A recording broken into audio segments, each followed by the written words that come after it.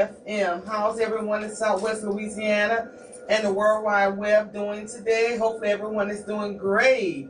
I hope everyone had some awesome holidays with a lot of food and family. I know, we still got to be cautious about that because, of course, we still have COVID-19 and we have this new variant that came out, Omicron. So we are watching that closely. So, but anyway, I hope everyone is ready for an awesome show today. We're going to have an awesome show. We're going to have Attorney Dwight on today, as usual, for Ask a Lawyer. And we also have a special guest that's also going to be coming on discussing the exoneration of Malcolm X killers and the suspected death of his daughter. So guys, just sit back, listen, and I hope you gain some knowledge from everything. Before we introduce the boss of bosses, I call her that. She is a boss, and I want her to be the boss. That's her job. Everybody got a lot in life. Welcome to the open line on KIEE 88.3 FM. Hope you guys are enjoying on Wednesday morning. Got an awesome show today. We got Sister Khadijah in the house, the founder of the open line, for this segment. Yeah. How you doing, sister? Oh, okay, yourself and I.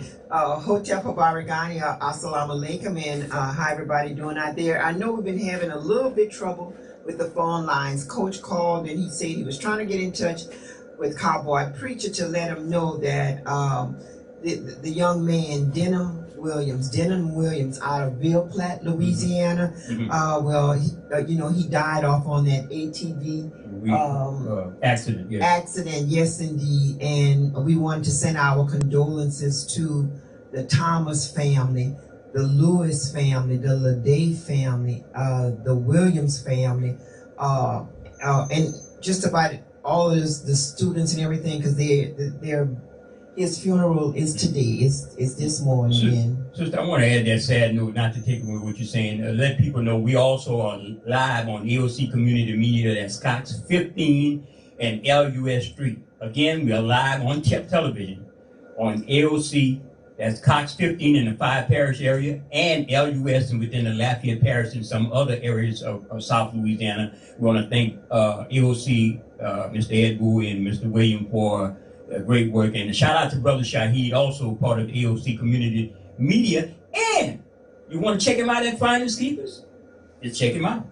That's 1006 Surrey. And again, our deepest sympathy going out to Denham Williams and Williams family, the Thomas family, the Lewis family, the Lede family out in Ville Platte on the loss of Denham.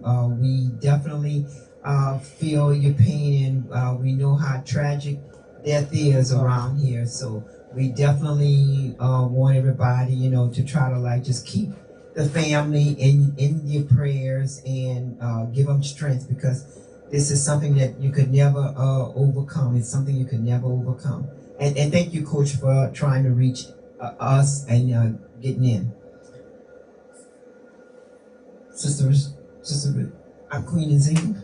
Yes, and I also want to pretty much piggyback on that. And yes, I would also like to give my condolences out to the family, because it is something that we just no one to experience, at this time. But it's just a sad situation. It's very sad. Oh yes, very sad. Yes, very much so. And so, Attorney Dwight, she Ask a Lawyer. Attorney Dwight is awesome. She gives you all this factual information that we all need and can use, coming from somebody that is sincere to their profession, coming from somebody that is sincere from their profession. Yes, she should be on shortly. We should have a great show today.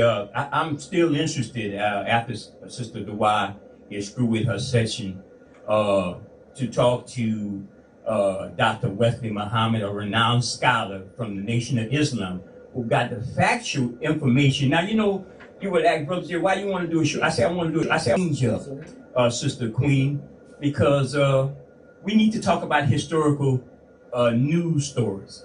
This story about Malcolm X is troubling.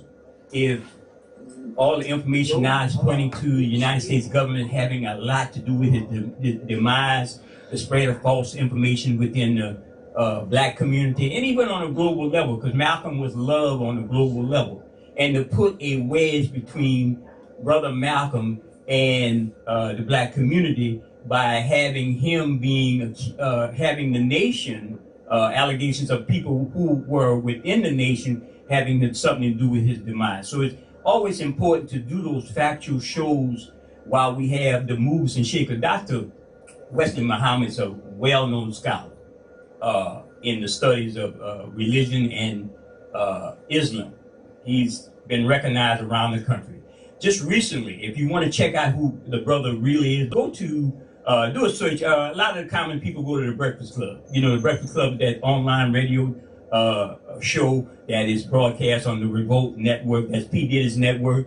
And Dr. Wesley Muhammad has been on the show, and he discussed some things that very interesting. Everything from the hip hop generation to the way black males are being, and it's a controversial subject, effeminized and so forth. And it's a lot of things with Dr. Wesley Muhammad that we want to hear from today in the second half of the show.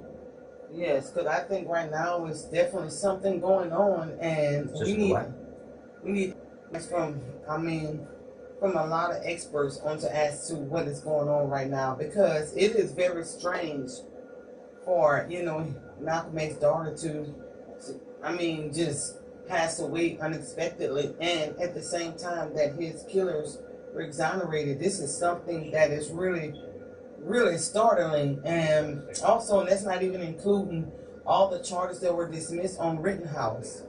So, you know, we have a lot of things to discuss about, and we need, you know, a lot of experts on the line to lead us in the right direction, to give us knowledge about what can possibly be going on right now. Are they trying to cause a civil war, or what is it? Or are they just trying to see if African Americans still have that fire they had a long time ago? Is that what it is? So therefore, we're going to bring experts on the line to give us more insight of what is going on. Why are African Americans still being attacked? Why? You know, so guys, just hang on and listen, and we're going to get to the nitty gritty of everything that's could possibly be going on. Sis Khadijah?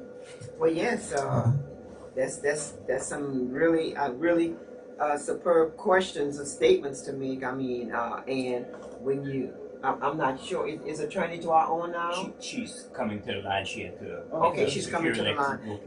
And when they tell you, well, you know, put it in your government's hand, okay, put it in the FBI hand, the CIA hand, your local state troopers, your local police municipalities. We all know that that's a big joke, and it's a damn lie, because they are some of the greatest corrupt entities in the existence of the world. And you know, that's exactly how I feel. Even when you do your research, you could tell all the plots, everything that they had that was involved with you know, the demise, the destruction, the humiliation when it came down to just normal black people. Yeah, and sister, what else is going on that the public needs to know while we wait on Sister White? And I understand, and please bear with her, she's in court today, but she want to make this her community service. She always interested in trying to bring that good information, and she's trying to get a better location to come on the air. She is dedicated to mine, so we appreciate that she's troubled that she's going through.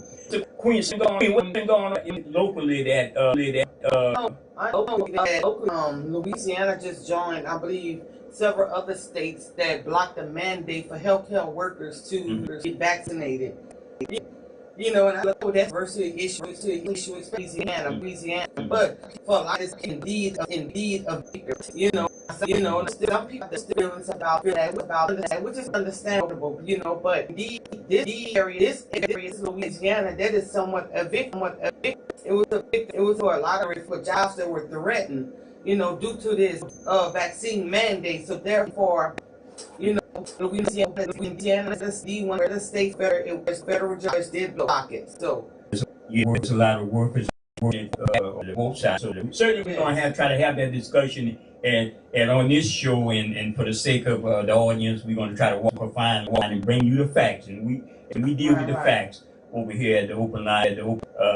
I know sometimes we also conjecture about something, you know, just like we do with the whole issue with Malcolm X, but the facts don't lie at the end of the day, you know. Yes, the facts don't lie, you know. So, but at this time, you know, everyone, you know, we agree with everyone's decisions because it's their personal right, you know, and we do not try to impose on anyone's personal right, but we do state the facts. And yes, it is a fact that in actuality, a federal judge did halt the mandate for Louisiana healthcare workers to get vaccinated. Yeah, and also, if they have phone trouble. Yeah, they probably still having phone trouble. Of course, we got a line. If you want to call, I could open it up. Because we said she. Yeah, I'm telling you, Bobby. So well, I wanted to. Well, I'm on the. I was trying to find out exactly the flight. There was a flight that was going on, and it was giving out free clothes and everything, and that's going to be on December 11th. Margie, her, and a lot of us at the Temple 949 with back to the community all the time. So there's clothes giveaway December 11th from 8 a.m. to 4 p.m. So when y'all see me looking down on my phone, I'm looking down on my phone because I want people to know that put December 11th down on their calendar, whether you come in walking on your bicycle, in your car and everything, just come around from 8 a.m. to 4 p.m. That's going to be at Imani Temple number 49. Imani Temple number 49, under the offices of Bishop John Milton. Yes, there's also a boycott by one of the pastoral alliances. Yes, they're asking for the whole month. Yeah, they're asking people not to purchase on this side of town because of what Mayor Josh Guillory has been doing to this side of town and everything. I mean, if you have you're talking about like a big purchase, like right now.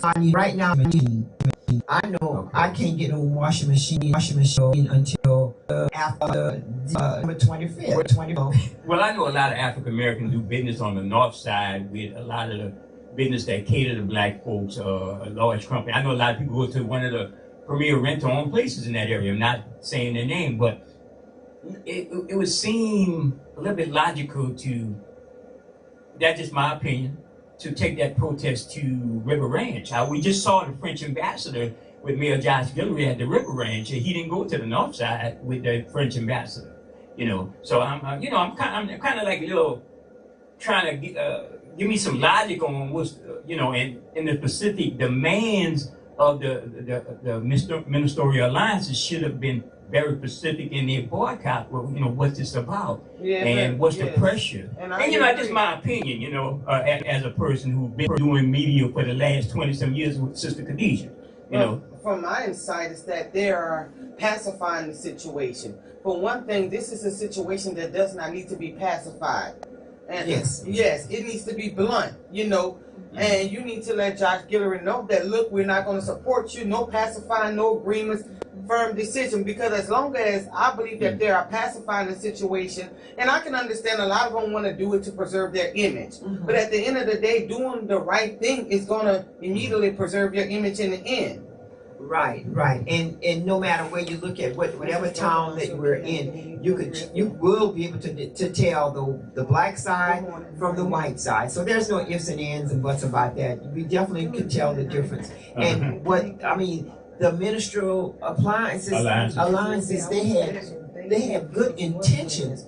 And the good intentions is that, they're taking this side of town for granted, and they want to make sure that, our tax dollars is just as good as the tax dollars on River Ranch. However, Right. you could see the upgrades, you could see the constant road improvement. I mean, you could just see all of that. Right, right. But at this time, we just don't have the fire that we need because, you know. And you know what wind up happening? A lot of people have to actually work.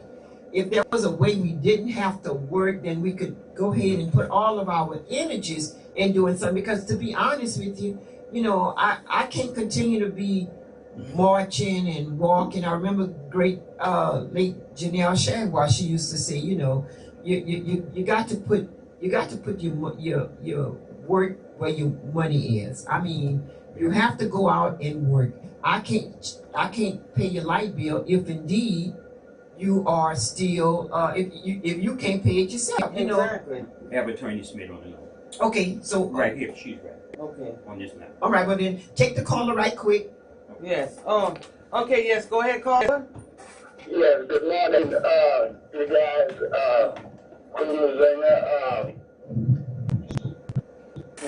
Brother Jim. You know, you guys talking about protest from the north side, not shopping and spending the money on the north side. I kind of disagree with that because I was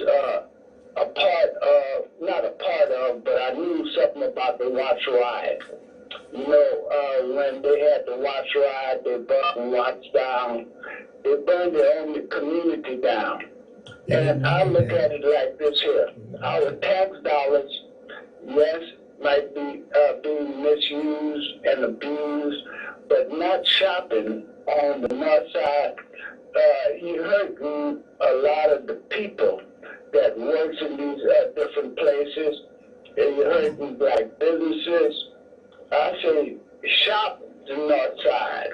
You know, don't shop the south side. Why you gonna take your money out of your own community that you live in to bring it to somewhere else that don't need the money like we do? Well, they're not talking about those small mom and pop black businesses. That's not included. They're talking about like the Walmarts, the Super Ones, the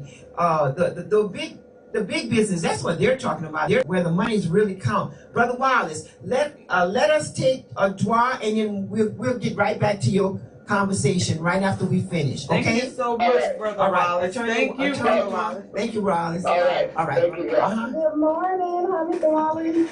Hey. Hello, everyone. Hey, how you doing? Good morning. I'm good. I'm sorry I couldn't be there this morning. I'm in court today, so I'm not there live in person. But you know, always love being here with y'all.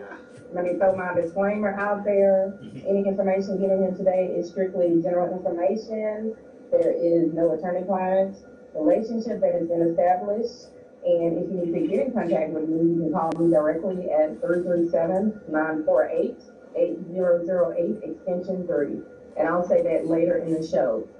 So today, we'll do like we've done the last couple of weeks because it seems like that has flowed pretty well and it seems like y'all like that. So we will take your questions on, you know, whatever you would like to know from me.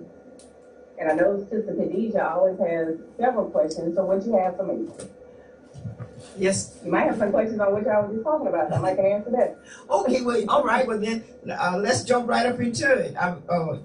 Brother Wallace had mentioned about, you know, he was somewhat against the boycott because we shouldn't, because in businesses from our own black business. Well, it wasn't intended for the local black businesses. It was intended for like the high-end business, the Walmarts, the Pennies, you know, all of that type of business. And that's what they were trying to accomplish, to let Josh Guillory and those that do the account, let them know that, you know, black folks shop, and we are some of the best shoppers for the amount of income we make than any other person in the world. You're looking at a black woman, you automatically know her hair is groomed, her nails, her clothes. She is smelling absolutely gorgeous. I'm smelling the perfume you have on now, Queen, and it smells real good. I can't tell you what kind it is. You might get mad at me. Okay, no, don't say it. Jimmy Choo. Don't say it. I want to. I'm just thinking. But anyway, with that being said, I was just doing some research stuff, and indeed, according to economics, has that have the most money in the U.S. African American. So I want to know if we're second in line, and then third in line is indeed the Hispanics. So therefore, or most of the African Americans living in poverty is supposedly we have the second highest income in the United States. To me, somewhere is not adding up. It's not adding up. And so, I agree. Attorney John, with that being said, can you tell the public where is the tax dollars allocated? Let's say, for example, if you have the black community that have businesses, where are those tax dollars spent? Is it spent to the school system? Who determines where it goes? To the prison system or so forth? How is that allocated? So maybe that might give, a lot of African Americans insight on what to do with their money or how to go about, because a lot of us like two things, economics and politics. That's where we lack at. Absolutely. I mean, I'm sure a lot of people know, but if you don't know, I'll let you know. Of course, our council, they talk about taxes and stuff all the time, and some of those taxes are allocated by our council. And in Lafayette Parish, we have 2 different types of council. So that's definitely where some of that stuff goes. And then you also have some tax dollars that are supposed to be allocated to roads. You see DOTD that's always out here doing construction on these roads and different stuff like that. But I definitely agree that there's a problem, there's a disconnect as far as spending the dollars and all of that. And I agree with Sister Khadijah when she was talking about the black population spending a lot of money. Right. If you think about when they were giving out the stimulus checks, a lot of that was spent by black people. Now, what it was spent on, I don't know, but we definitely were stimulating the economy. So absolutely. And also, like right here, I went to the Salis, right here, Correct. In that little mall, and I had purchased my order. My order came out to about $50. So Right. the cashier, well, it's going to cost you 15 cents for a friendly bag. I said 15 cents. She said yes. I said, well, look, I believe in the environment. I believe in it. I'm environmentally conscious. I'm not going to pay no 15 cents because you're telling me to purchase this particular bag. So I say, just put it in a regular bag. Well, ma'am, we don't have no regular bag. Oh. I said, what? I said, well, look, I just need a refund. I took the number. I called their the manager. I called all over. But what wound up happening is that because y'all demanded that I spend 15 cents on an environmental bag that Salis is distributing, then y'all lost almost $50 in sales, and I refused to go back over there. And you know what? And I agree with you. And the reason why I agree with you, because it's to support preserving the environment. But at the same time, if you look at most of the major cities in Louisiana, it's a lot of chemical plants. And basically the chemical plants are lined up where African Americans live. So therefore I want to know, where are those 15 cents being used towards? Is it going back into my community, or is it preserving another community? Because if you look everywhere in Louisiana, this is how it is. I mean, and look at, I'm meant to say Francisville. Oh yeah. So and that's something. But as a purchaser, you don't have the right to tell me that I'm the only way I could buy these items and grab them all at one time is to have your bag that y'all decided that I should be buying. No, you don't that have. Makes sense. You don't. It doesn't make any sense. Attorney Dwa? Yes, I'm here. I definitely agree with everything that was said, but like I said before, as far as the council and our elected officials, that's where a lot of that stuff is spent at. So what that means is, and I've said this several times, so I'm blue in the face, when it's time to vote, y'all need to make sure that y'all are educated on who's running, what their platforms are, and whether or not they're good for the community, and whether or not you think that they're going to do the job that they're telling you at the time of the election that they're going to do. That's correct. You're absolutely correct. Sister Khadija, I have a question. Sister Dwight, can you hear me? Good morning. Yes, sir. Good morning. I can hear you. Yes, a lot been noted in the news. I've been hearing the word again, implicit bias, as it relates to police training, and you have prominent cases in the news. Also, indirectly related with use of deadly force by citizens, and you're hearing the issue about juries. All of the things that encompass justice in these courts. Well, what's your take on the verdict on the Kyle Rittenhouse case, if you have to say, and the Ahmaud Arbery case? And there's another prominent case getting ready to ramp up. I think Dante, the young brother named Dante, I don't have his last name, who was killed, that caused this thing to happen in Wisconsin. Okay, so those are great questions. So I'll start with the Rittenhouse case. I don't know if y'all actually watched parts of the trial, but I watched parts of it, and to me, there was definitely, some things going on that should not have been going on, and I think that influenced the outcome of that case, and why we got the verdict that we got. As far as the Ahmaud Arbery case, I mean, I think that they got it right with that one. A lot of times they don't get it right. And another thing that a lot of people don't understand is, there's a lot of things that go on, even if this stuff is publicized and televised, there's a lot of things that go on in trial that the public is not privy to. So, I can only give a general opinion on these types of things because I wasn't there with an attorney on either side. But, I think they got it right on that one. But another thing that I will say to y'all, which I've said several times as well, jury duty.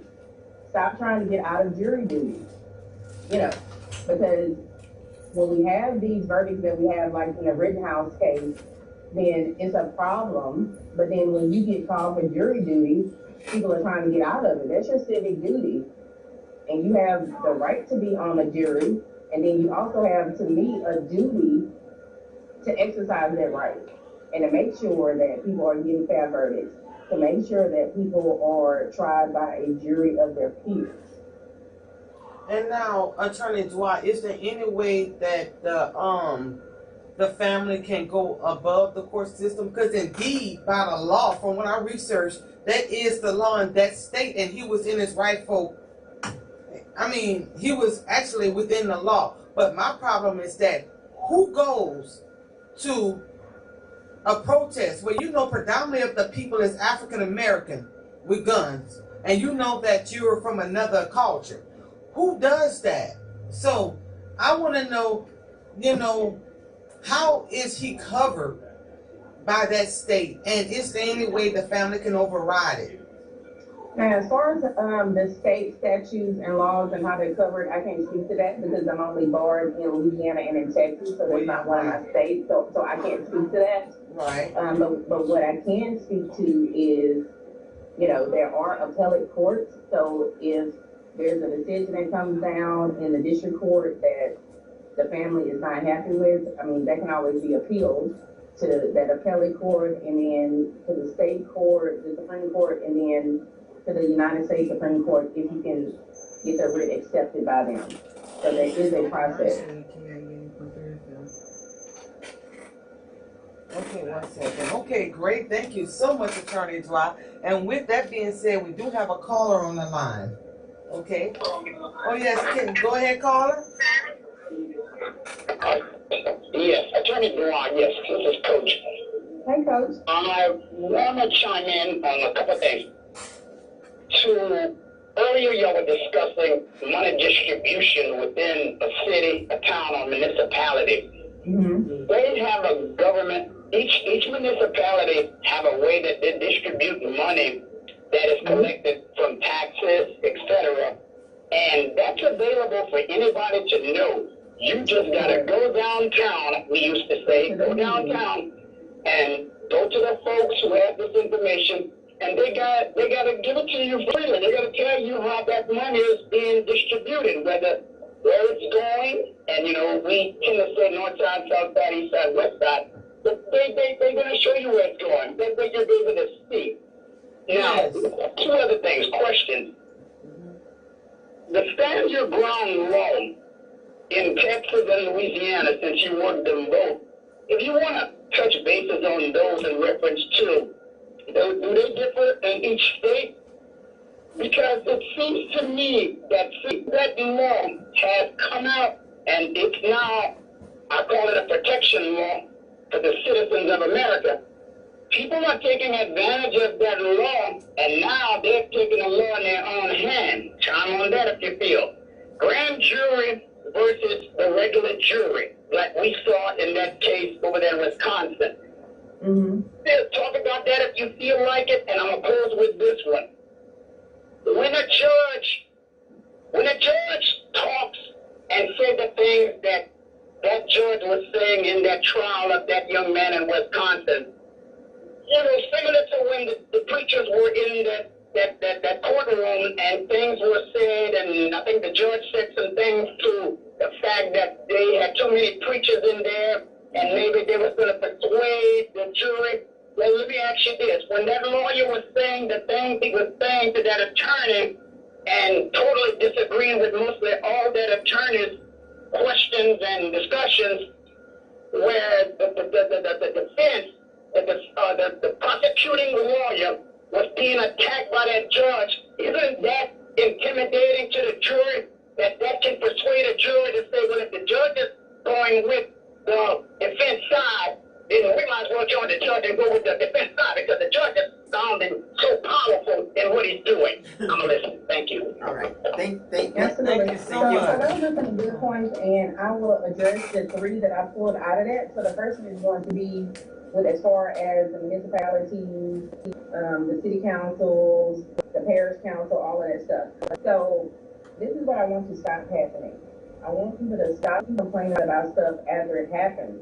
You have the right to be a part of the process. Now, what I mean by that is in city and these parish council meetings, you absolutely have the right to go to those meetings. I don't know if everybody knows that. You have the right to go to those meetings. You also have the right to speak at those meetings.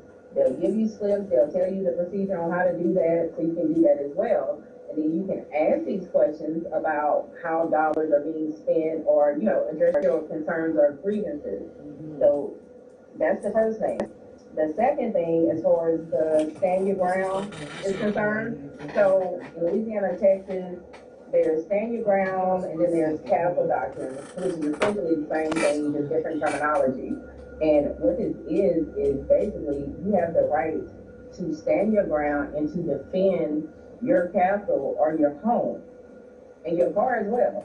So if somebody is trying to come into your home, you have the right, to defend it.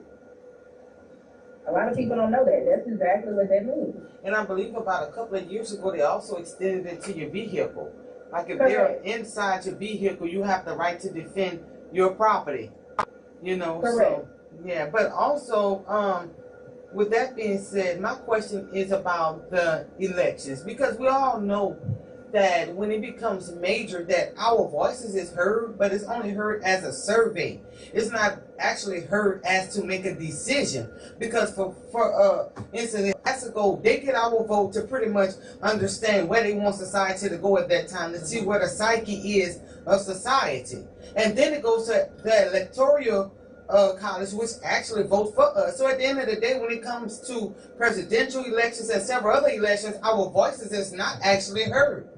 So how do you believe that us as a culture can persuade by voting? How can we persuade, the politicians to do the right thing? How is it our voices is heard through elections?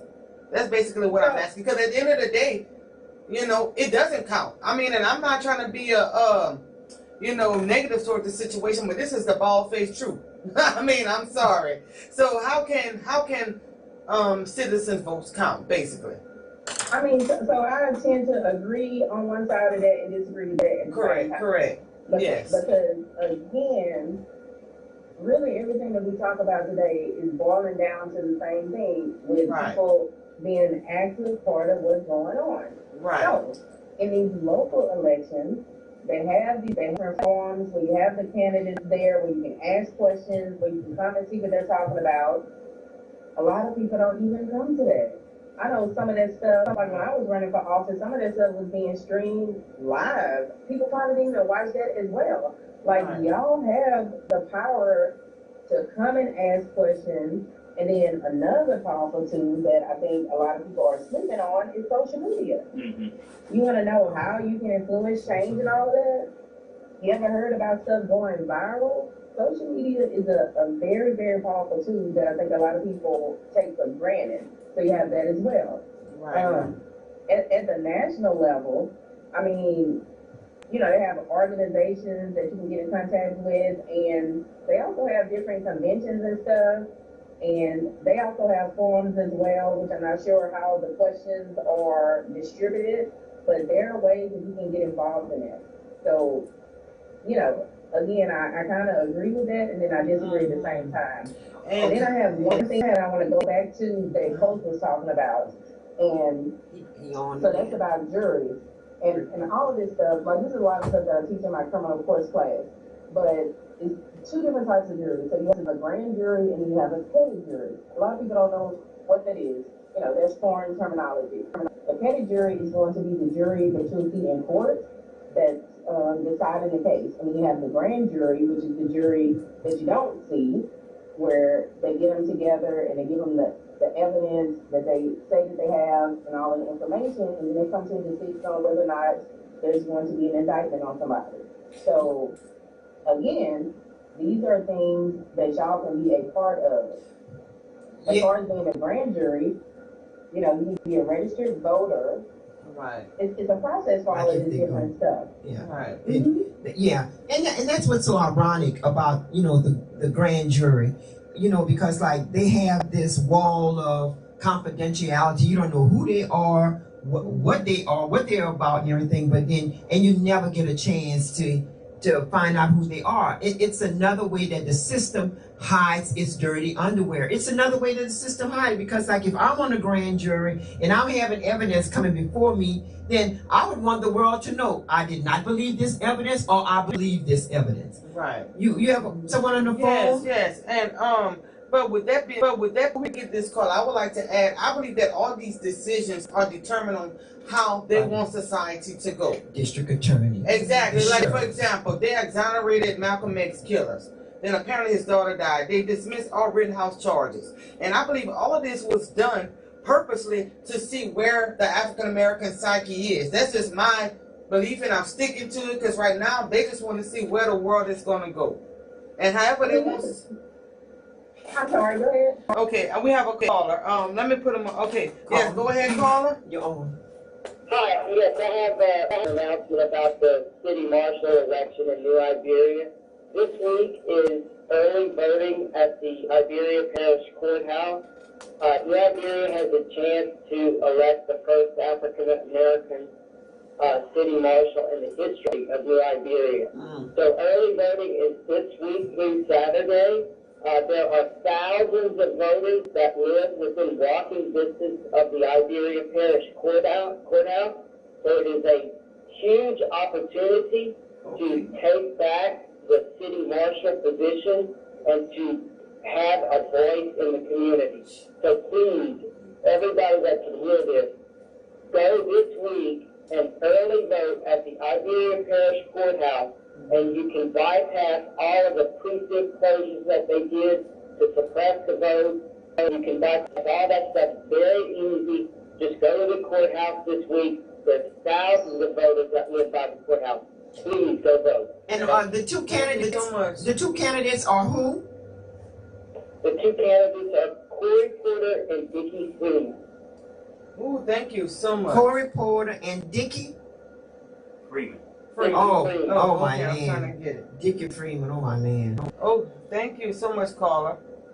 Thank you so much, but that is a very important It reason. is. And yes. We can't, you know, we can't say that we're for one candidate compared to another candidate, except that, you know, the Freemans has been running New Iberia for quite some time, and if New Iberia is as corrupt as we know it is, then that should just about give you heads up. Yeah, I see you have a problem with names, like Mike Hefner. But the problem that comes with that too is that at the end of the day, they're going to put whoever they want in office at the end of the day. But us as the African American community, we have to support our own. Because at the end of the day, you know that when they put one of our own in an office, if they're for us and want to do the right thing and make a change, they're going to receive resistance. Yeah.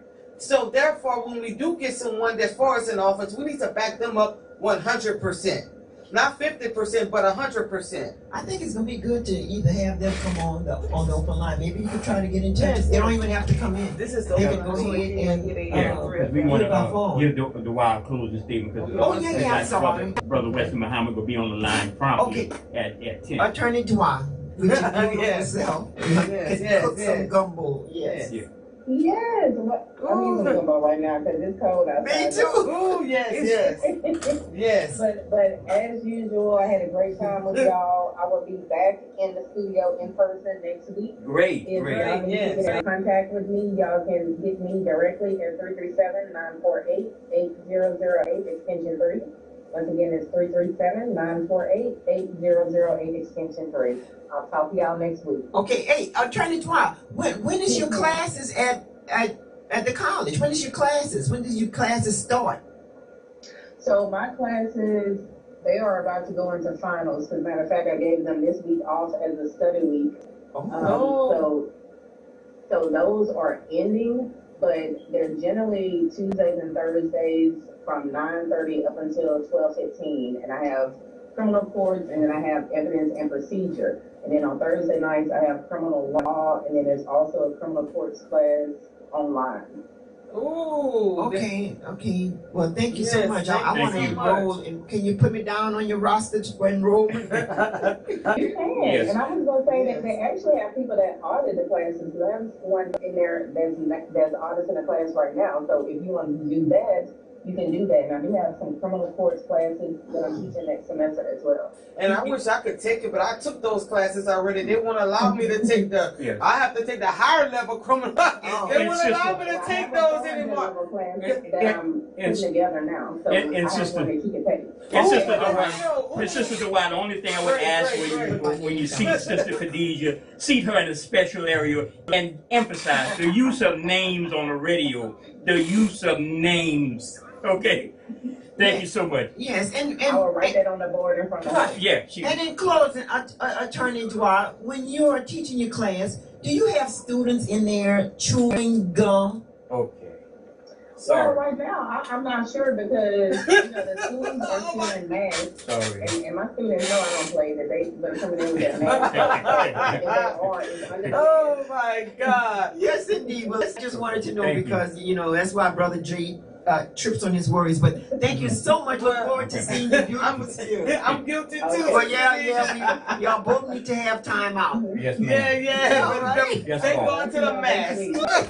All right. Okay. But anyway, Brother Jay, do we have our next guest on? We'll bring him on. Go ahead, Coach, and while we bring him on. Okay. All right. Yes, Coach, I'm sorry. Go ahead. And remember, December the 11th, there's going to be given free clothes going to be given out at Imani Temple number 49 from 8 until 4. And also for veterans that are honorably discharged, even if you don't have an honorable discharge, sometimes it was just a technicality. But check out the Veterans Upward Bound program with Ms. Linda Cockwell. The telephone number is at 337-482-5835. 337-482-5835. And they give real media classes. So any veterans honorably discharged, come and check it out. It's not no hard classes. It's just trying to help you get back into regular math, English, science, and everything. And the teachers are really patient with the veterans, because a lot of the veterans have, they have PTSD, all that stuff that's going on. We have a call? Yes, that's okay, Coach. Okay, Coach. Go ahead, Coach. Yeah, I was going to give Attorney Dwyer some homework for this week until she gets back, but it's going to be homework for all of us too. The question is, Who pays when the law makes a mistake? Who pays when the law, LEW, makes a mistake and they sentence people to time in prison or whatever the law makes a mistake at? Who pays the debt, the financial debt? Right. Well, actually, is it the taxpayer? Is it the police department? Is it the sheriff's department? The marshal's office? The state government?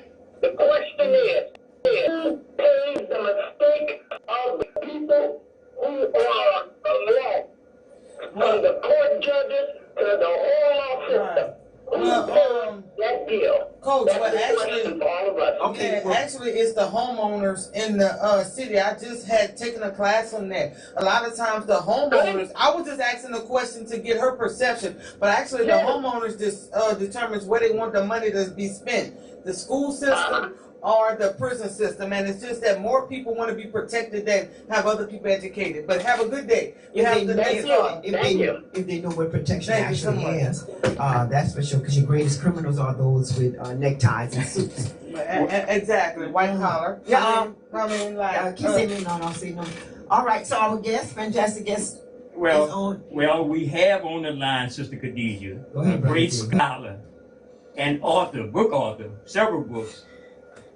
Dr. Wesley Muhammad, who's got a unique perspective. And when we have brothers like this on the line, on the open line on KIEE 88.3 FM and KOCZ 94.9 FM in the Lafayette and the South Louisiana area, we hope to bring a great message to our people in South Louisiana. Welcome, Brother Dr. Wesley Muhammad. We have Sister Khadijah on, sitting in, and Sister Queen and Zinger Roy sitting in on this great show today. Good. Assalamu alaikum. Hello, how are you? How are you? Alaikum salam. I am so excellent. And Zinger, Sister Khadijah and Brother Shay, thank you so very much for having your brother back. I remember we had such a great time last time. I'm honored to be back with you this morning. Yes, brother. And when talking to Sister Khadijah, consultant Sister Queen, we talked about the issue of all the news articles that's coming out now that some of Malcolm alleged killers are so-called exonerated, and I'm using those words so-called, alleged, and so forth. But we like to get the facts straight from the horse's mouth, meaning brother like yourself has some good information, some great information. We saw you on the Breakfast Club. For those who don't know Dr. Wesley Muhammad, Google him, go on the Breakfast Club. Everybody know the P. Diddy's network, the Breakfast Club is on. Go check it out. This brother always bringing some great information. Thank you. Yes, sir. The first, congratulations to Brother Muhammad Aziz and posthumously Brother Khalil Islam, the two brothers who did 20 years for a crime they did not commit. At the time known as Norman 3 and Butler and Thomas 15 Johnson, they were framed by the U.S. government for the murder of Malcolm X in order to frame the Nation of Islam. They weren't the real interests of the government. The Nation of Islam, framing the Nation of Islam, was the aim. And even though the actual shooters of Malcolm on that day, February 21st, 1965, were associated with a Nation of Islam mosque, and they, meaning the NYPD and the FBI, they knew all five of them. They had them in their files since 1963. They had photos of them, and they even interviewed members of the execution team. Yet, they did not touch the Newark hit team because even though those members were affiliated with the Nation of Islam mosque, they were more affiliated with U.S. intelligence agencies. So to put the light on them would lead the light or ricochet the light back on the U.S. government. So they went and trained two well-known New York Muslims who didn't have anything to do with the crime, but they also didn't have anything to do with the intelligence apparatus of the country. That's why they were the perfect scapegoat, to be frank. So,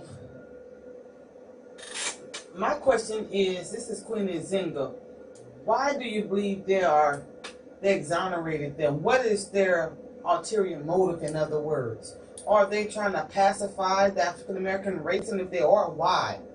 What is it? Very question. It's government. Whenever they offer a treat, we should be looking for the trick. No question. Exactly. That's exactly.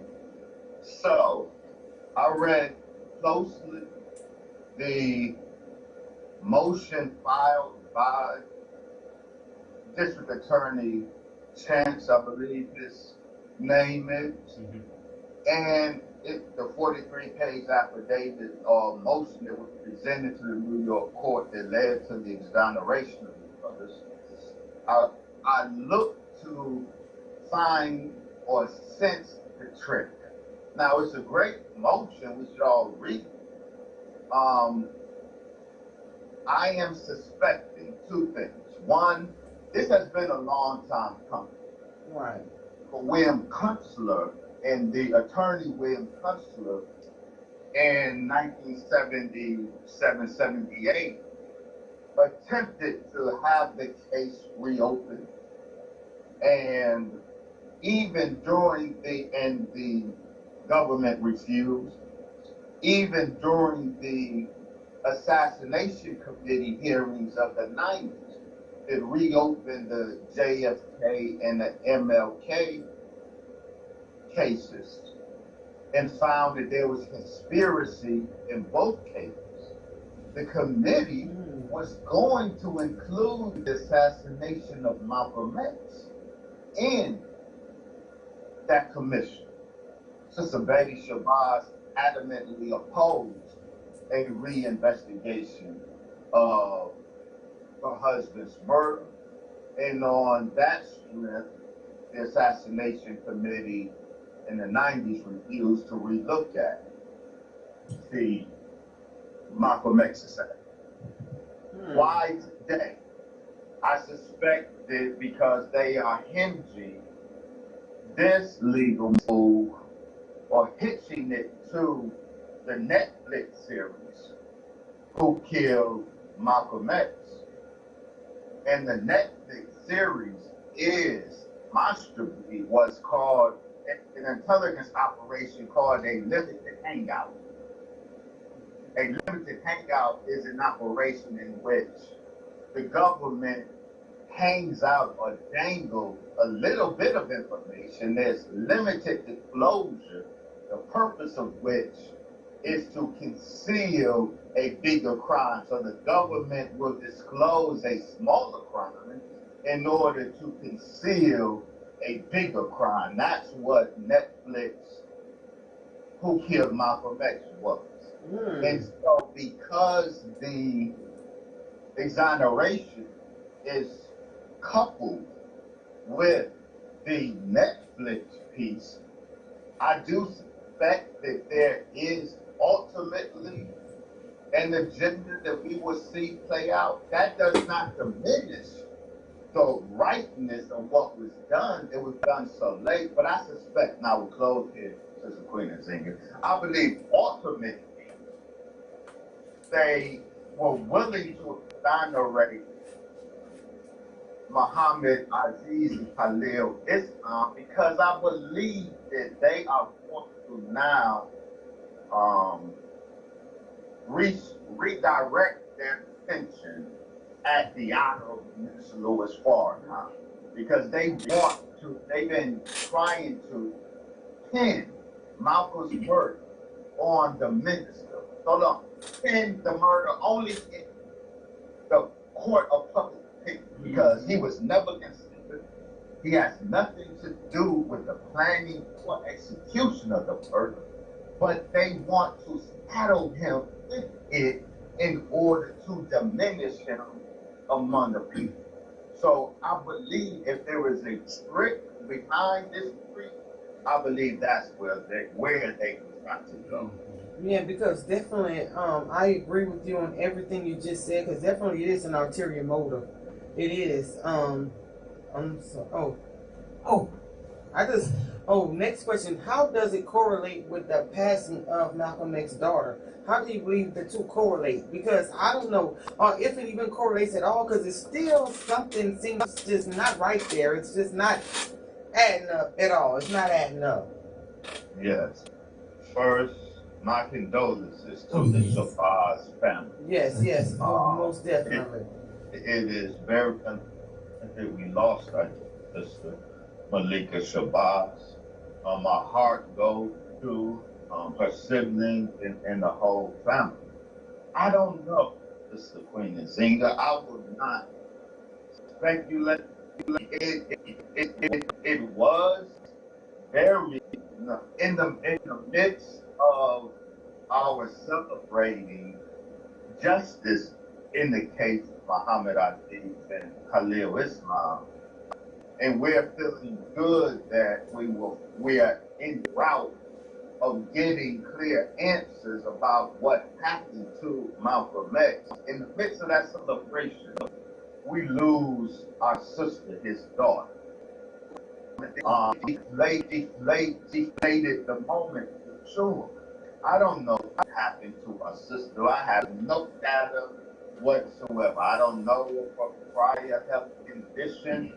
They are press is saying that she died of all of this. I don't have any information yet to say. Otherwise, I'm not going to put anything out there. I don't know, but we are sad because our sister. Yes, we surely are. And I wanted to say that, when you look at some parts of the government, they're just like a high class, cheap, demonic heifer. No matter how you look at it. Description. No matter how you look at it. And then when you take that, the young men who gave 20 years of their life of hard labor, there is no type of retributions or anything that they're going to be able to get any type of compensation. And the way I see it, and a lot of other people that I know, it should be an eye for an eye, a tooth for a tooth. Those young men, they don't have no legacy. They 20 years, they could have had almost 15 kids apiece, 30 kids between the two of them. And yet the ones that actually done it, the one that actually manipulated the evidence, they need to be either prosecuted, they need to go to jail, castrated. Something else needs to happen besides, it was just a mistake. And who bear the butt of that mistake but our black men, and women? Absolutely. I recall right before I was brought onto this great show, there was an exchange that you guys had with a caller, and I remember hearing one of you say, well, the real criminals, in fact, are in white shirts and ties. Yeah. Yes. I believe that was a great point, and it's very applicable here. When we focus on the killers of Malcolm that had on long trench coats and come out of Newark, we are grasping at low-hanging fruit. The ones who should be locked up, in addition to them, don't have on long trench coats and jeans. They have on suits, shirts, and ties, and they're from Newark, they're from Washington, D.C. Now, Malcolm X said this, and this is important. He told his closest people, Sarah Mitchell, Herman Ferguson, and others, right before he died, and he was going to announce and elaborate on this that Sunday he was murdered. He said to them, quote, the people who are after me aren't from Chicago. They are from D.C. Mm-hmm. Chicago, of course, is the headquarters of the Nation of Islam. D.C. is the headquarters of the United States government. Malcolm told his people that his killers weren't coming out of Chicago directly or indirectly. His killers were coming up out of Washington, D.C. That's right. So these are the people. William Sullivan is more important, is more criminally involved than is William Bradley. William Bradley, the shotgun shooter from Newark, alleged, but William Sullivan, the FBI assistant director, that was over that whole operation. Mm-hmm. Yes, and Dr. Wesley, again, callers, you want to call in and talk to Dr. Wesley Muhammad. Area code 337-534-0036. Again, area code 337-534-0036. Dr. Wesley, there was no secret that J. Edgar Hoover, then head of the FBI, and we know the history of J. Edgar Hoover, Right. hated any type of black leader who could galvanize the people at that time in America. And even to today, his name still is on buildings and other places around the country, granted so that it's a downplay of it. And I see now we are taking statues down in Lafayette. We're taking statues down in New Orleans. But yet, J. Edgar Hoover's name remains at all of these places. And there's tons and tons of documents, I say tons literally, that J. Edgar Hoover had an agenda against black folks in America. What's your opinion on that? My opinion is that J.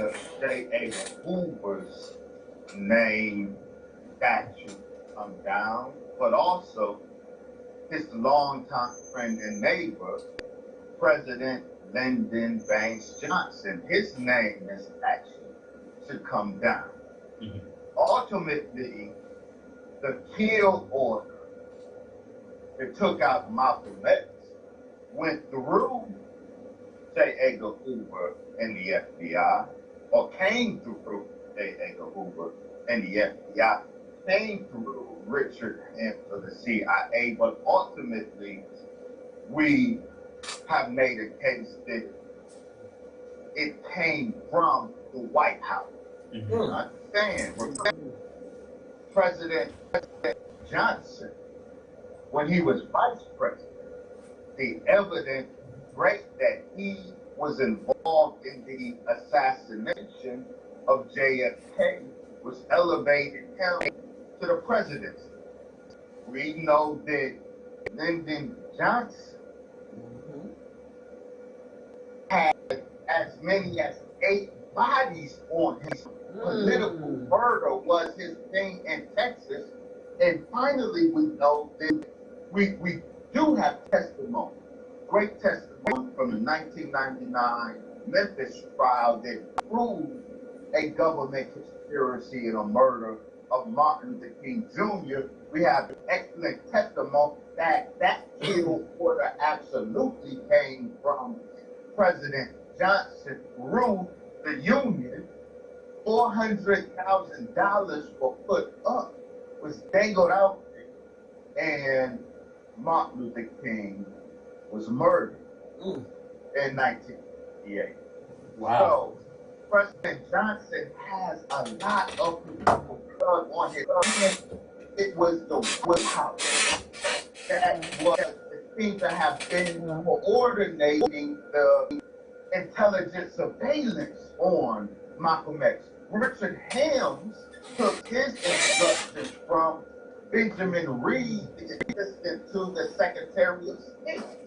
And of course, Richard Hams was the director of plans, the particular CIA digital assassinations on the ones that the Department of Leaders. Richard Hams pivoted that black bag department, and he took his direction to the White House.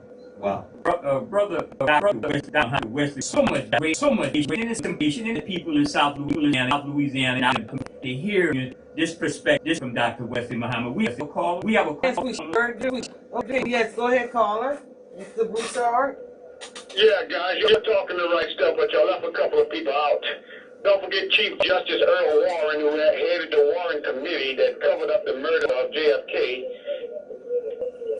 And they got the Hoover establishment, which all the FBI, the CIA, the people that's working in our government then is still working in our government now because they got the family members doing the same kind of thing. But it's up to the people, especially black people, to let everybody know what's going on. We must cast these people out for all the racist acts they done to us, even killing some of our own black leaders, using some of the so-called black leaders to do this.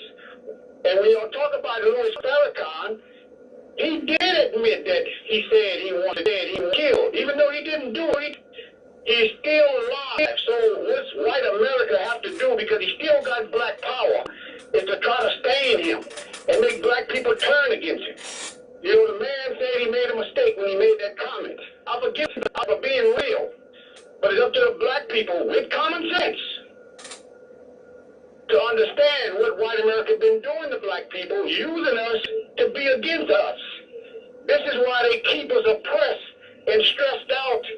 That way we be distracted, not divided.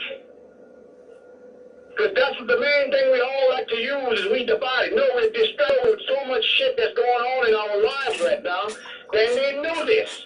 So what y'all need to do is pay attention to everything in the history, because the 1619 Project, this is why these racist white folk don't want this to be in our schools, to teach our children mainly, but not to hurt the white folks' children.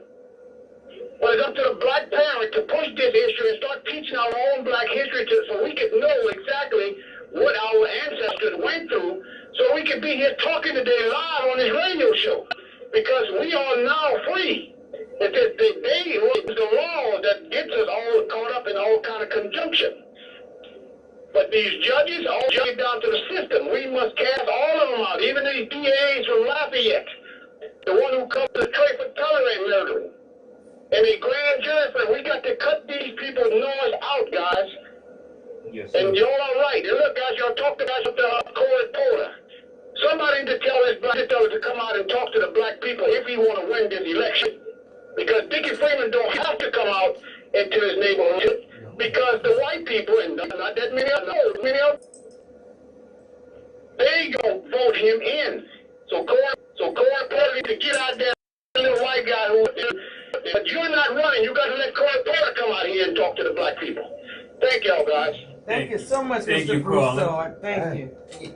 Yes, and we've opened the invitation for them to come on and everything. Thank you, Mr. Kevin. Sir?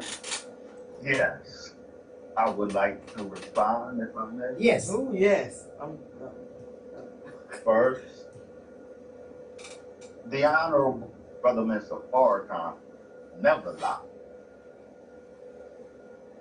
He acknowledged and expressed regret that words he spoke and others of us in the nation contributed to a climate in which the enemies of black people could enter and kill Malcolm and then turn around and blame it on the Nation of Islam. He did not apologize for the words that he spoke, nor did or does he need to. Please be clear, family. If and when we know the full, robust history of that moment, of what went down.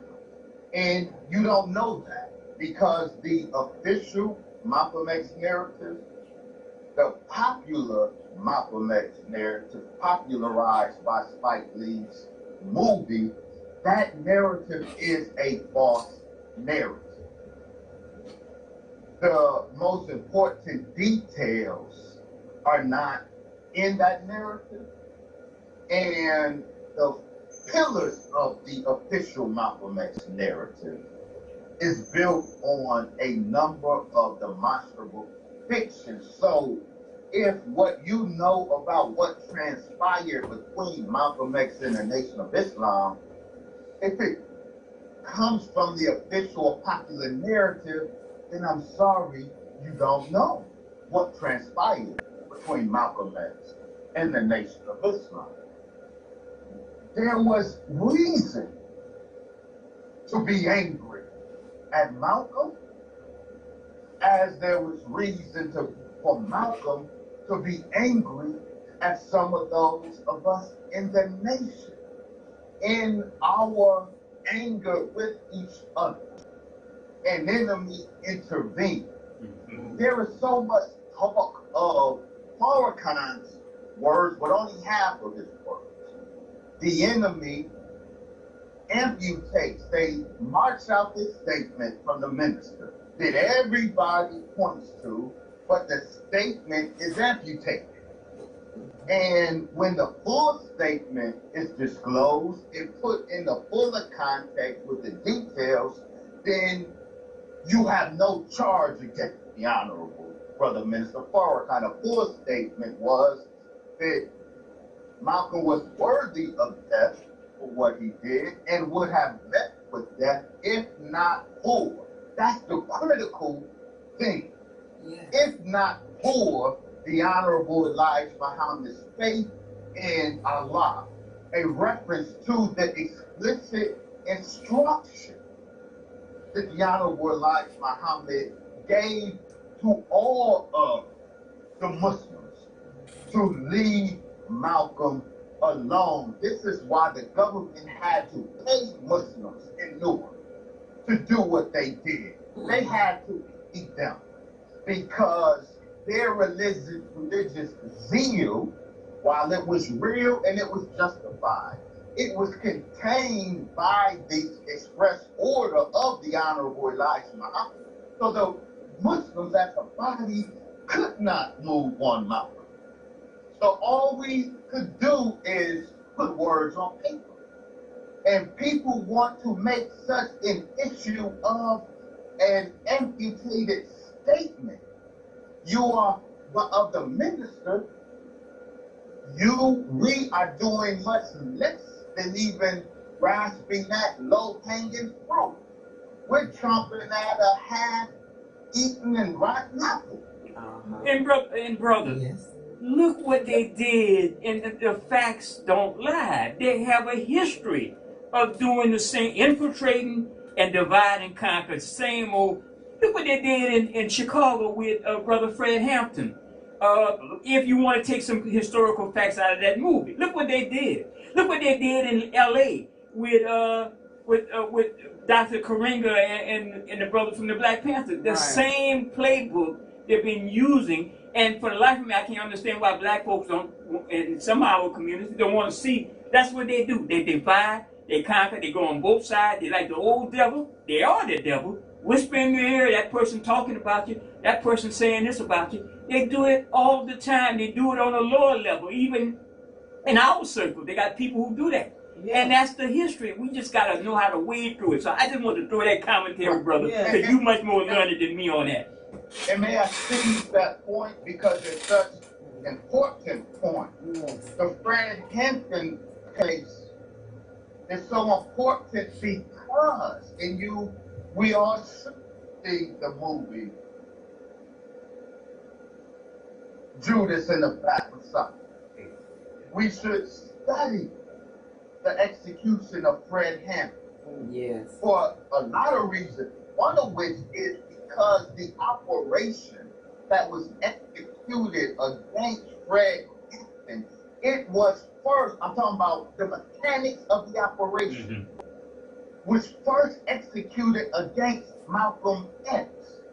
Ooh. The Fred Hampton murder operationally mirrored the Malcolm X murder operationally down to the detail. So You cannot. For example, no one says the Black Panther Party killed Fred Hampton, but the only way the FBI through the Chicago Police Department was able to successfully execute Fred Hampton was because Black Panther hit a security, William O'Neill, set him up for murder. Malcolm's head of security, Reuben Francis, set him up for murder. Reuben Francis wasn't in the Nation of Islam. He was chief security for OAAU and Muslims Incorporated. Nobody says Muslims Incorporated murdered Malcolm X. Nobody says Organization of Afro-American Unity murdered Malcolm X. These are his two organizations, but the execution involved members of his two organizations, but nobody. In fact, the only way the Newark shooters were able to pull it off was because Malcolm's people set him up for the murder. At the root of both teams, there was a team among the Muslims and there was a team among Malcolm's people who executed this murder. The government, through the FBI and the New York Police Department, look at this. The FBI, in alliance with the NYPD, on the ground, executed Malcolm. The FBI with the Chicago Police Department on the ground executed Fred Hampton. These are mirror operations. So if we can see the hand of our enemy in Fred Hampton's execution, why do we insist on being blind to the hand of the enemy in Malcolm X? Yes, and thank you so much. That is absolutely correct. And you also remember when Assad Shakur, everybody know the filthy hands that the United States government continuously plays and have played in the past. But when you look at Assad Shakur, who the only way that she was able to still be alive as today, Tupac ain't. Yeah, the only way she was allowed to be alive today is because the Fidel Castro, he knew the filthiness that the U.S. government had done and was doing, and that is why she's still alive in Cuba. Yes, and that also want to lead to my next question. My brother, do you believe that it's also globally? Because when I look at what they did to Malcolm X and Fred Hampton, I also realize what happened to Gaddafi. And it's pretty much controversial because he was planning on starting a World Bank in Africa, but what they did, they just started his image amongst his own people. So you believe that would also correlates with the Malcolm X and Fred Hampton case, but except on a global level? Absolutely. The ultimate apparatus behind these institutions is what is called the Assassination Bureau. The U.S. government has been running that Assassination Bureau since right after War II.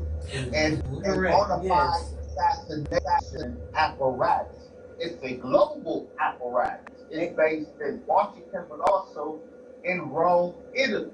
Yes. And execution, when this murder this Assassination Bureau, it sends out the targets and its various agencies around the world, including the Mossad of Israel, including the MI5 of Britain, including intelligent operations or intelligence agencies in the so-called Middle East. He says the ISI Pakistan, they collaborated with the CIA in last time called 9/11. And then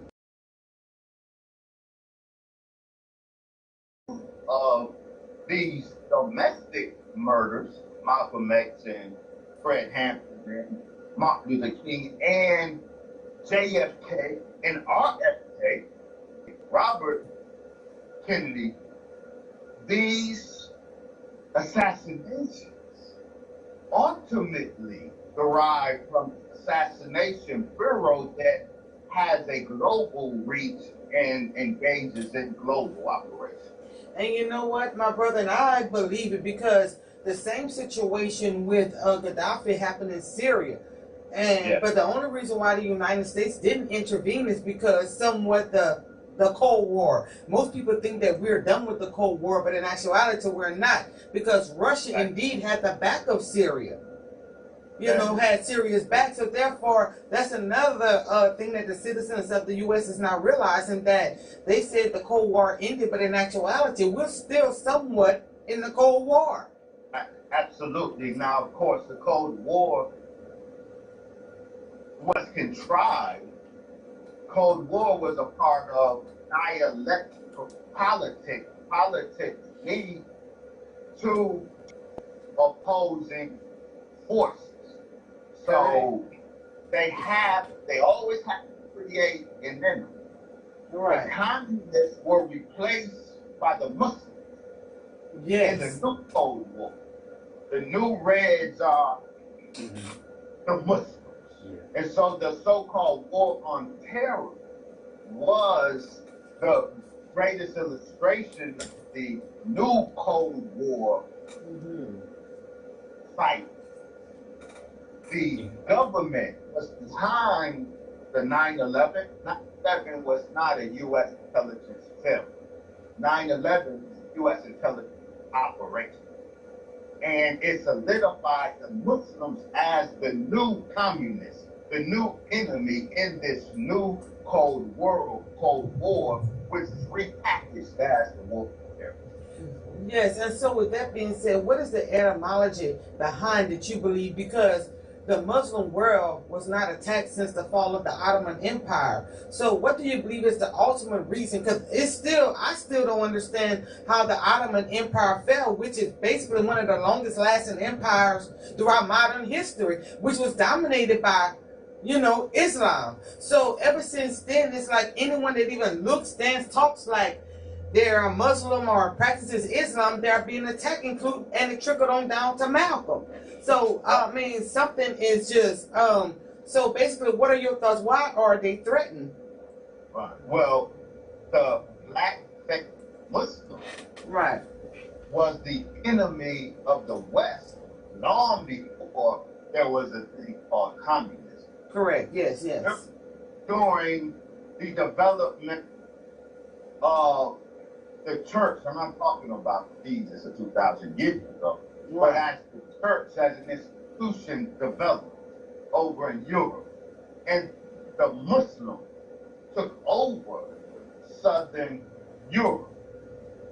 Christian theology, Western ideology developed around the idea that the image of Satan is he's black and he's Muslim.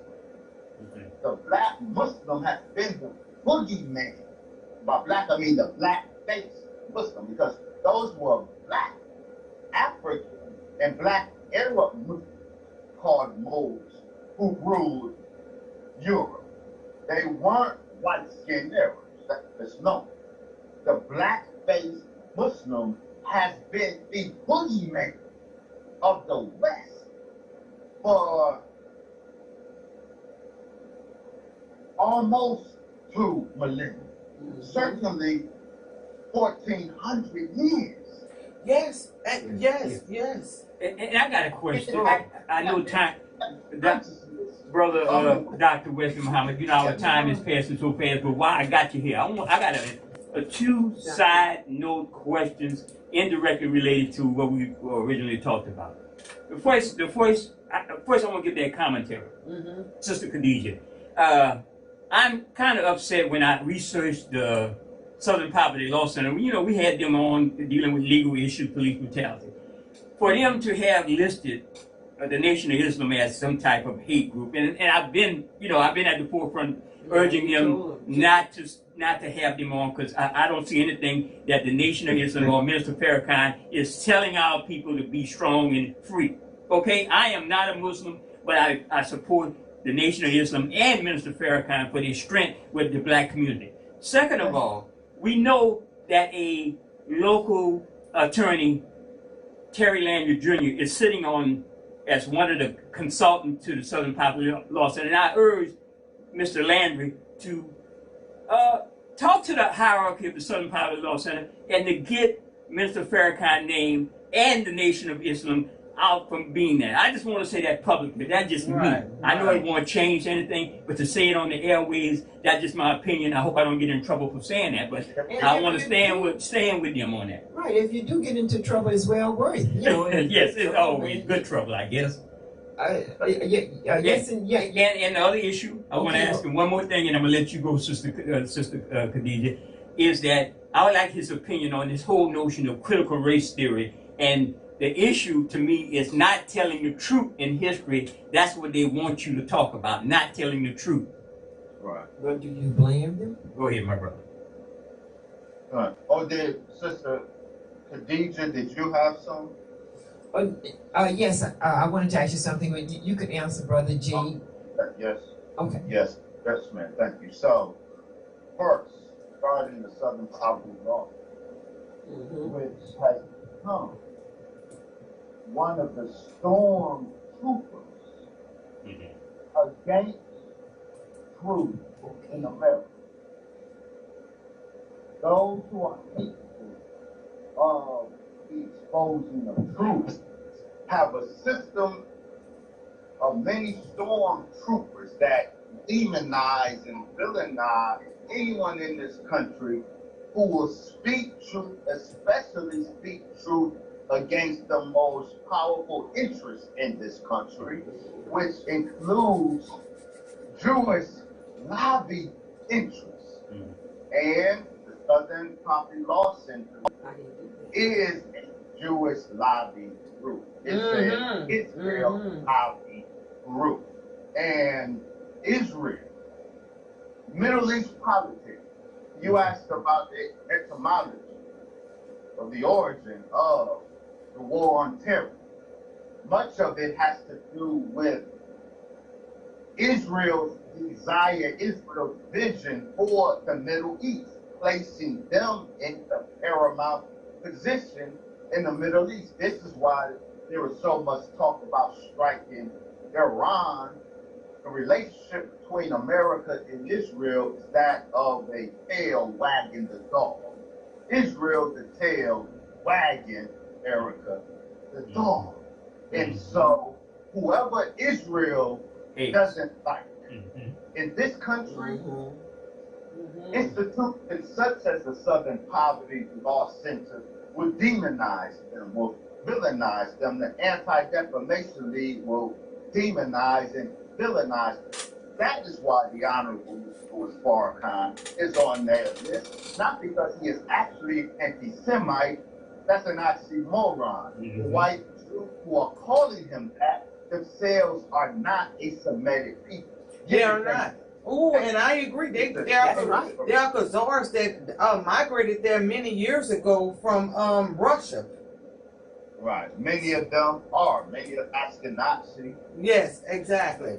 Jews are composed of Khazari Jews, but also a nucleus of them goes back directly to the caves of Europe. So yes. That's a smoke screen. Wow. So with that being said, so I've been trying to fight with this for years. Because for one thing, they not only is over that, but they're also over our music. So therefore, and as we all know, anyone that has research, the black race is special. We are pretty much the head, no matter which way you look at it. So my thing is that while these people that are not really from Israel, their origins is not from Israel, why their main target is the black race? Maybe you could answer that question, because that's their target. From the music on down to economics, everything. Yes, we can answer why the target black people. Jews in Europe were a target of Gentiles. the rise of Zionism produced this new thing called muscular Judaism, where Jews determined that they weren't going to be the punching bag to white Gentiles anymore. They were going to be the punchers. They were going to be muscular in their religion. They were going to be violent. They were going to mirror the violent masculinity, as they perceived it, the violent masculinity of Europe.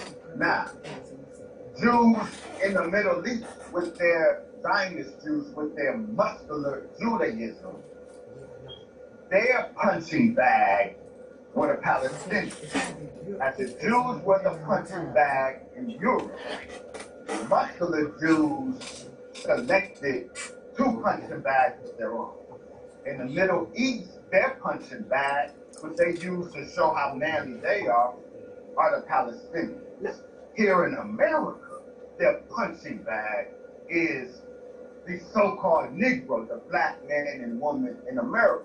But they punch more subtly. We are victims of friendly fire. Yes, but and I agree. Pose as friends, but use us as punching bags. But also, by feeding the Ku Klux Klan and the whites that actually pull triggers on black people, they are facilitated by Jews in this country. So they are the hidden hand, but by so doing, Jews, this new Jew, because in Europe, the Jew was defined as a feminine. The new Jew wanted to show himself as masculine by punching on people. In a punching bag here in the U.S., is black people, as a punching bag in the Middle East is a Palestinian. Yes, indeed. And when you come down to Louisiana, you got to come down so we could do a TV show. I know you do know that we've been doing the Community Defender TV show with Brother Darrell, Brother Oscar, Sister Deborah, Brother Jay, myself, Queen. We've been doing that for almost 25 years, and it comes on every other Sunday of the month. And with Facebook, they apparently had banned the Honorable Louis Farrakhan, and I just wanted to say that was one of the worst moves that they made, because a lot of us refused to do jack anything on Facebook because of that idiotic BS statement that they made. Thank you for that support. Yes. Yeah. And in closing, I mean, our time is went so fast, and we want to see how we could get at you, my brother. How can we support you, and how can we get more information? Remind the listeners that Dr. Wesley Muhammad is a book author and scholar. He got a print. He has got a number of books to his title. We have a caller. Caller persistent to talk to you. 30 seconds, and I'm counting. Okay, 30 seconds, Coach. 30 Go ahead, caller. And he counting. Yes, I want him to answer this. My brother, I want you, after hearing all what you said, especially that last piece that you just talked about, I want you to address this. Martin Luther King's way, Malcolm X's way, and how does Booker T. Washington figure in this? Which way do we go? Thank you. Okay, you 25 seconds, Coach. That's the idea. In closing. Okay. Well. Oh yes. All of it. We believe that the way to solve the race problem in America is separation, not integration. Dr. Martin Luther King evolved beyond "I have a dream" preacher. He was able to see the inherent corruption of this country, and that this country is a ship on fire. So separate the way of separation, which wasn't Malcolm, and it was the way of God given to the Honorable Elijah Muhammad, like and Booker.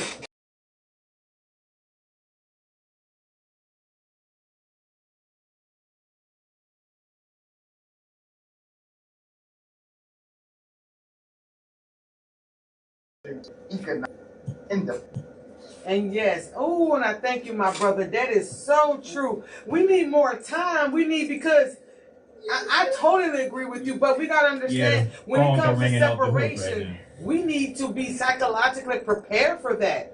Because, I mean, as a group of people, a lot of us are so psychologically damaged due to colonialism that if we were even to separate, we wouldn't even know how to write. We would basically panic. So basically, I think before we even integrate too, and I go with you, we need to come up with a protocol. We need a serious protocol at this time. Yes, and when you're gonna come down here, we have some of the best food around here. Cifrayen premium pecan candy, Brother J.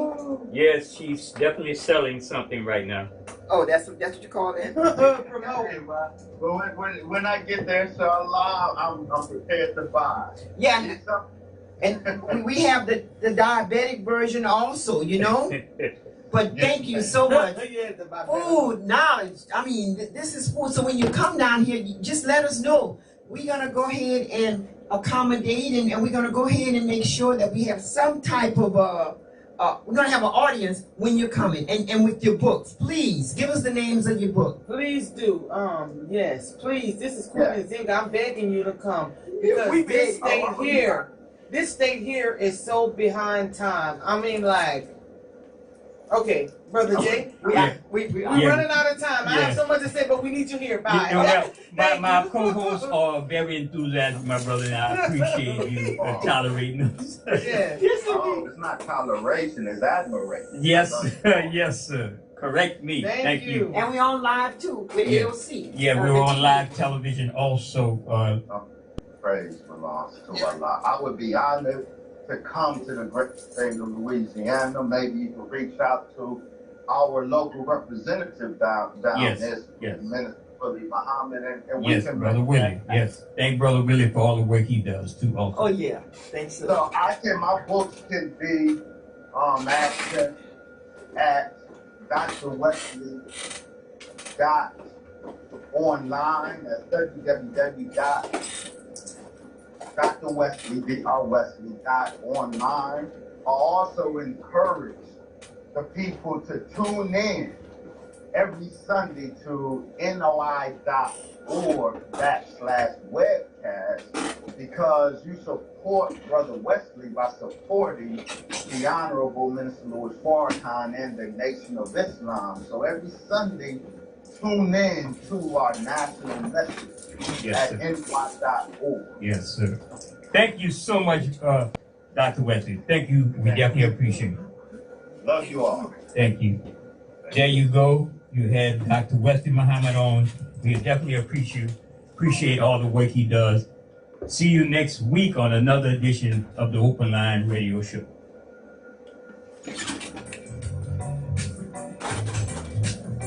Things come to those who wait. My life is complete.